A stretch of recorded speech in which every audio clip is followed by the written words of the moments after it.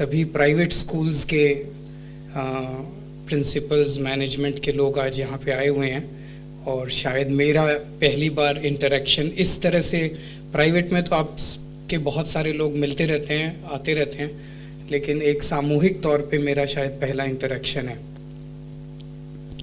हमारी सरकार शिक्षा को बहुत तवज्जो देती है। हमारी सरकार में शिक्षा बहुत ऊपर प्रायोरिटी लिस्ट में आती है। हम नेता नहीं हैं, हमें राजनीति करनी नहीं आती। आज से 10 साल पहले तक हमने अपने सपने में भी नहीं सोचा था कि हम कोई पार्टी बनाएंगे और राजनीति में आएंगे।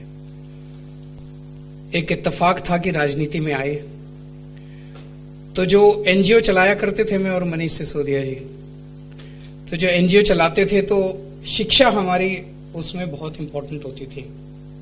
शिक्षा, स्वास्थ्य, और हम झुग्गी बस्तियों में काम करते थे तो वहां गरीबों के बच्चे सरकारी स्कूलों में पढ़ते थे। सरकारी स्कूलों का बुरा हाल होता था। हॉस्पिटल में, सरकारी अस्पताल में इलाज कराने जाया करते थे, वहां उसका बुरा हाल होता था।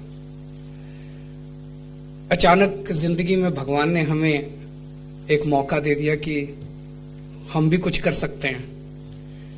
तो जैसे ही हमारी सरकार बनी, हमने सबसे पहले उन मूलभूत चीजों पे काम करना चालू किया जो एक आम आदमी की जिंदगी को छूती हैं, और उसमें शिक्षा सबसे ऊपर थी। चाहे कोई कितना भी गरीब आदमी हो, अपने बच्चे, पैसे काट के अपने बच्चे को अच्छी शिक्षा देना चाहता है, अपना पेट काट के अपने बच्चे को अच्छी शिक्षा देना चाहता है। तो सबसे पहले साल में जब हम पहला बजट बना रहे थे तो एक बिल्कुल वाइल्ड काम किया जो शायद कोई नहीं करता। जब सरकारें बजट बनाती हैं तो अफसरों के साथ बैठते हैं तो कहते हैं भाई हाँ, इस चीज में अब 10% इंक्रीज कर देते हैं, 12%, 13.5% इंक्रीज कर देते हैं। हमने शिक्षा के बजट को बढ़ा के 5,000 करोड़ से 10,000 करोड़ कर दिया।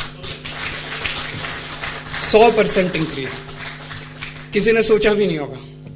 सो ये करने के लिए पागलपन चाहिए था, ये करने के लिए कमिटमेंट चाहिए था। वो कमिटमेंट था, और पहले साल में, पहले बजट में हम लोगों ने दिखा दिया कि शिक्षा हमारे लिए जरूरी है, उतनी जरूरी है जितनी एक आम आदमी के लिए जरूरी है शिक्षा। उसके बाद पिछले 5 साल में काफी काम किए शिक्षा के ऊपर, लेकिन जब हमने काम करना शुरू किया तो दिल्ली के प्राइवेट स्कूल तो पहले से ही शानदार थे। अभी भट्टाचार्य जी ने जो फिगर्स बताए कि पहले 100 में से 40 स्कूल, देश के जो सबसे अच्छे स्कूलों में से 100 स्कूल हैं, उसमें से 40 दिल्ली के स्कूल हैं। ये अभी कल नहीं हुए, ये पहले से थे, अच्छे थे, काफी अच्छा काम कर रहे थे प्राइवेट स्कूल। पहले 200 में से 100, पहले 200 प्राइवेट, जो टॉप के देश के 200 प्राइवेट स्कूल हैं, उनमें से 100 दिल्ली के स्कूल हैं। ये पहले से अच्छे थे। आप लोग अच्छा काम कर रहे थे, अच्छी शिक्षा दे रहे थे। सरकारी स्कूलों का बुरा हाल था। गरीबों के बच्चों को अच्छी शिक्षा नहीं मिल रही थी। 16 लाख के करीब बच्चे पढ़ते हैं अपने स्कूलों में। इन 16 लाख बच्चों का भविष्य खराब था। गरीबों के बच्चों को अच्छी शिक्षा नहीं मिल रही थी। तो कहते हैं ना, जैसे एक परिवार के अंदर अगर एक बाप के 2 बच्चे हैं तो जो कमजोर बच्चा होता है उस पर ज्यादा ध्यान दिया जाता है, परिवार उस पर ज्यादा ध्यान देता है। तो उसी तरह से पिछले 5-6 साल के अंदर हमने सरकारी स्कूलों को पूरा दम लगा के, रिसोर्सेज लगा के, अब उनको हम प्राइवेट स्कूलों के बराबर लाने की कोशिश की है हम लोगों ने। अब ऐसे कई सारे इंस्टेंसेस देखने को मिल रहे हैं। पहले क्या था, अगर किसी के पास थोड़ा सा भी पैसा था, गरीब आदमी के पास, तो वो कहता था मैं अपने बच्चे को प्राइवेट में पढ़ाऊंगा। अब ऐसा नहीं है, अब चॉइस है। अब बहुत सारे ऐसे पेरेंट्स से मैं मिलता हूं जो अपने बच्चों को प्राइवेट से निकाल के सरकारी में भी पढ़ाते हैं। तो अब चॉइस है लोगों के पास कि चाहे सरकारी में पढ़ा लो, प्राइवेट में पढ़ा लो, शिक्षा आपको अच्छी मिलेगी। इसका मतलब ये नहीं कि हम केवल सरकारी स्कूलों के लिए हैं। आप भी हमें उतने ही प्यारे हो जितने हमें सरकारी स्कूल हैं। प्राइवेट स्कूल में पढ़ने वाले बच्चे भी हमारे ही बच्चे हैं, और सरकारी स्कूल में पढ़ने वाले बच्चे भी हमारे ही बच्चे हैं। प्राइवेट स्कूलों के टीचर भी हमारे ही टीचर हैं, सरकारी स्कूलों के टीचर भी हमारे ही टीचर हैं। प्राइवेट स्कूलों के प्रिंसिपल और मैनेजमेंट वाले लोग, आप सब लोग भी हमारे ही हो, और सरकारी स्कूलों के भी सब लोग हमारे हैं। तो ये दो बाहें हैं हमारी, एक बाह सरकारी स्कूल और एक बाह है प्राइवेट स्कूल। जब तक हम दोनों को साथ लेके नहीं चलेंगे तब तक शिक्षा के क्षेत्र में प्रगति नहीं हो सकती, ये हम कन्विंस्ड हैं। और इसका जीता जाता जागता उदाहरण अभी हम लोगों ने कोविड के दौरान दिया। कोरोना के दौरान प्राइवेट अस्पताल और सरकारी अस्पतालों ने मिलकर काम किया है और ऐसा जबरदस्त कोऑर्डिनेशन था दोनों के बीच में।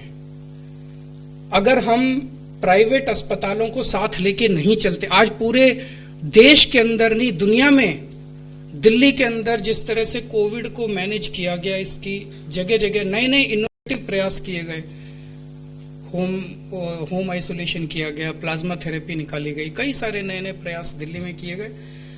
जितने भी जो हम मैनेज कर पाए वो उसमें प्राइवेट और सरकारी अस्पतालों ने मिलकर काम किया।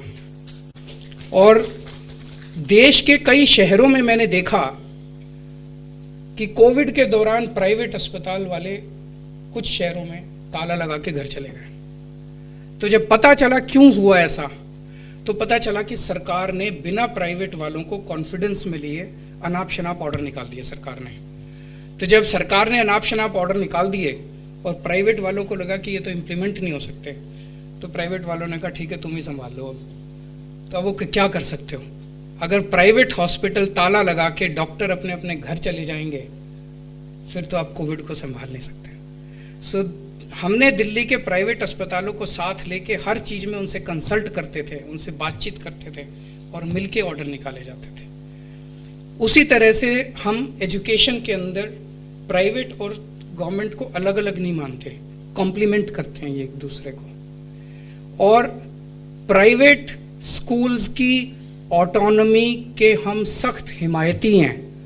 हम चाहते हैं कि प्राइवेट स्कूल्स को कंप्लीट ऑटोनॉमी होनी चाहिए, लेकिन सरकार होने के नाते हमारी जिम्मेदारी है कि अगर किसी बच्चे या किसी माँ बाप के साथ अन्याय हो तो उस अन्याय के खिलाफ एक्शन लेना भी हमारा काम है। तो अन्याय नहीं होने देंगे कभी किसी बच्चे के साथ, लेकिन स्कूल कैसे चलाना है, शिक्षा कैसे देनी है, ये हम आपसे सीखेंगे। हमें शिक्षा देनी नहीं आती, आपको शिक्षा देनी ज़्यादा अच्छी आती है। आप अपना स्कूल अपने तरीके से चलाइए, आप जैसे मर्जी चलाइए, उसमें किसी तरह की दखल अंदाजी हम लोग नहीं चाहते। हम आपको अपना पार्टनर मानते हैं। जब शुरू शुरू में कोविड आया था तो बच्चों की छुट्टियां हो गई तो बच्चे बड़े खुश थे।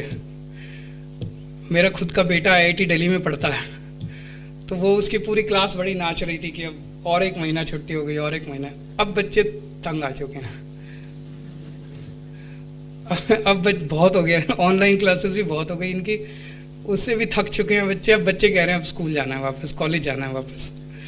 सो सब बच्चे वापस जाना चाहते हैं, लेकिन बच्चों के पेरेंट्स चिंतित हैं, टीचर्स चिंतित हैं। जैसे मेरे को याद है सबसे पहला एक्सपेरिमेंट इजराइल में हुआ था। इजराइल में मई एंड तक आते आते कोरोना काफ़ी कम हो गया था, फर्स्ट वेव खत्म हो गई थी। इजराइल ने अपने स्कूल खोल दिए और जैसे स्कूल खोले, एक स्कूल के अंदर एक हफ्ते में 150 केस आ गए कोरोना के, तो उन्होंने फिर सारे स्कूल बंद कर दिए। इसी तरह से अपने देश के अंदर भी जहाँ जहाँ स्कूल खोलने के एक्सपेरिमेंट्स किए गए, वो एक्सपेरिमेंट्स अच्छे नहीं थे। तो हालांकि इकोनॉमी तो बड़ी तेजी से, सब लोग चाहते हैं इकोनॉमी खुले, लेकिन जब स्कूलों की बात आती है, बहुत सारे पेरेंट्स हमें आके कहते हैं स्कूल खोलने में थोड़ा अभी जल्दबाजी मत करना चाहिए। स्कूल को, बच्चों की ज़िंदगी सबको प्यारी है, कोई नहीं चाहता मेरे बच्चे को कोविड हो जाए, कोई नहीं चाहता खुदा ना खास्ता बच्चे के साथ, बच्चे की सेहत के साथ कुछ हो जाए। तो इसीलिए हालांकि अभी पार्टली स्कूल खोले हैं, अब वैक्सीन आ गया है, हम उम्मीद करते हैं कि जल्दी बाकी स्कूल भी खुल जाएंगे। एक अभी जो डिमांड आई थी नर्सरी एडमिशन्स के लिए, हम तुरंत नर्सरी एडमिशन्स को खोलने का प्रोसेस चालू करेंगे।